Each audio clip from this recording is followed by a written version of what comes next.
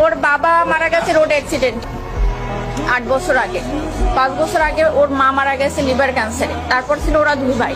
ওর ভাই হলো নাজিরপুরের থানার এসআই নাসির হোসেন। তখন উনি গত বছর মানে পহেলা রোজায় ধরা পড়ছে ক্যান্সার। উনি 15 রোজায় মারা গেছে। তো ওর ভাই মারা যাওয়ার পরে হইলো ও একদম রাস্তার উম্মত পাগল হয়ে গেছিল।